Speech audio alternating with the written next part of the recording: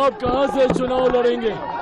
मैं और मेरी पार्टी एनडीए गठबंधन को मजबूती देने के लिए बिहार की 243 सीटों पे। बिहार में विधानसभा चुनाव शुरू होना है तो यहाँ पर राजनीतिक सरगर्मी भी बढ़ गई है। तमाम पार्टियां यात्राएं शुरू कर दी हैं, चुनावी दौरे शुरू हो गए हैं, जनता को समझाने का दौर शुरू हो गया है। चिराग पासवान भी बिहार फर्स्ट बिहारी फर्स्ट का नारा फिर से लगाने लगे हैं।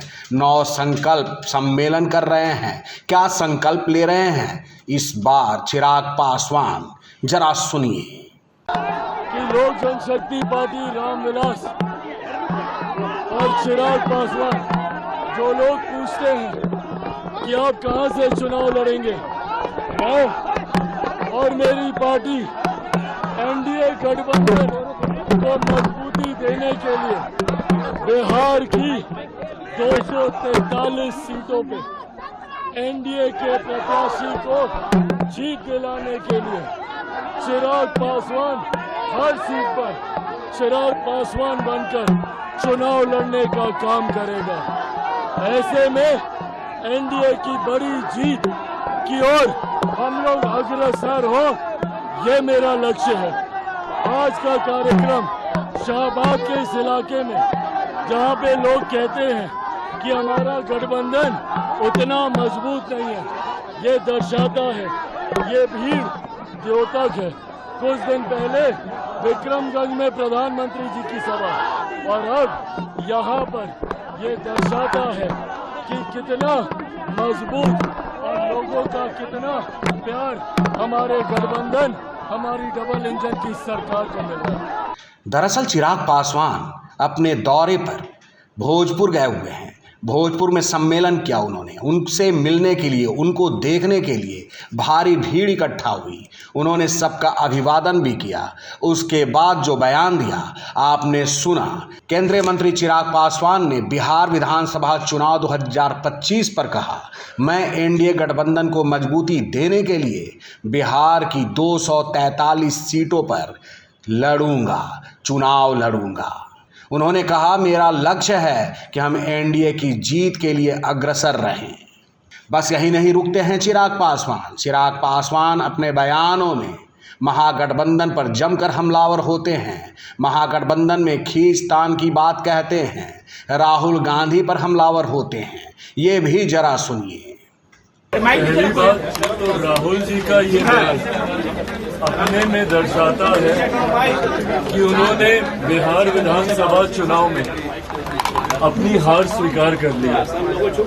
जिस तरीके से महाराष्ट्र में ये लोग बुरी तरीके से चुनाव हारे हैं, दिक्कत कांग्रेस और उनके नेताओं में यही है कि जब जरूरत आत्ममंथन करने की है तो उस वक्त ये लोग बहाने ढूंढते हैं चुनाव हारने के।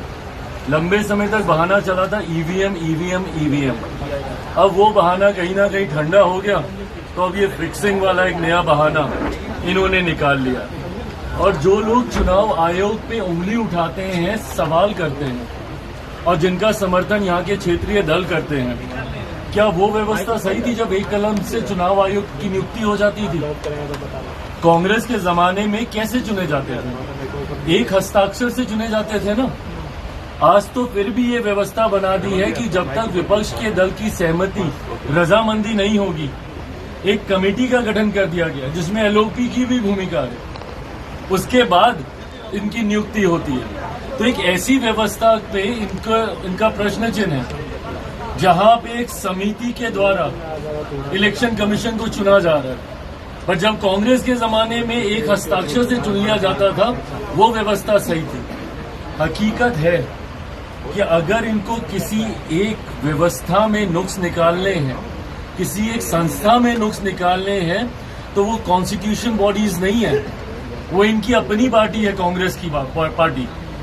उसमें इनको नुक्स निकालने की जरूरत है, जो निकालते भी हैं। गाहे बगाहे अलग अलग राज्यों में जाके कभी जयचंद ढूंढते हैं अपनी ही पार्टी में, तो कभी अपनी ही पार्टी का विरोध करके आ जाते हैं। और सही कर रहे हैं वो, क्योंकि आत्ममंथन इनको करने की जरूरत है। और आत्ममंथन नहीं करने की वजह से हर बार हार का ठीकरा कभी चुनाव आयोग पे थोपना, कभी किसी फिक्सिंग पे थोपना, कभी ये बोलना कि भैया ईवीएम खराब है, ये अपने में दर्शाता है कि इन्होंने बिहार में भी हार मान ली है।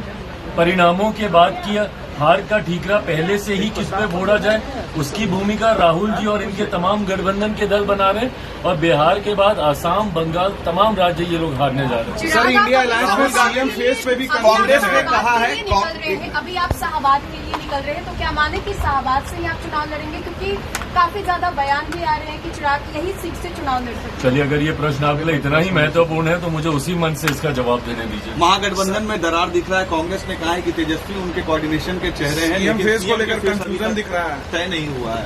अल्लाह हाँ, तो ये इनके गठबंधन में ये हमेशा की परिस्थिति रही है भाई, हमेशा की परिस्थिति रही है।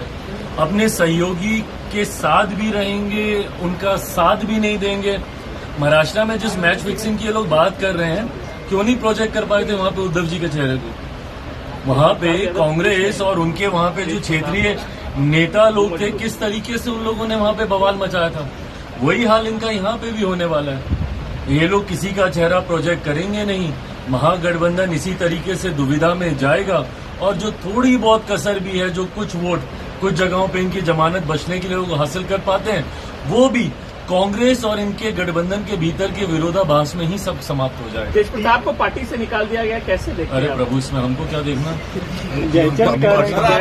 पार्टी और परिवार अलग अलग इनके विषय को लेकर चर्चा हुई है, पर अंतोगत्वा तमाम परिस्थितियों को जांच करके उसके मद्देनजर ही फैसला लिया जाएगा। हमारी तरफ से उनकी मांगों, उनकी बातों सरकार तक रखा गया है, जिसपे अभी चर्चा चल रही है। बयानबाजी तो तमाम लोग कर रहे हैं, लेकिन वक्त बताएगा कि बिहार के राजनीतिक अखाड़े में कौन क्या हासिल करता है। बने रहिए हेड्स अप न्यूज के साथ। देश और दुनिया की तमाम बड़ी खबरों के लिए देखते रहिए हेड्स अप न्यूज।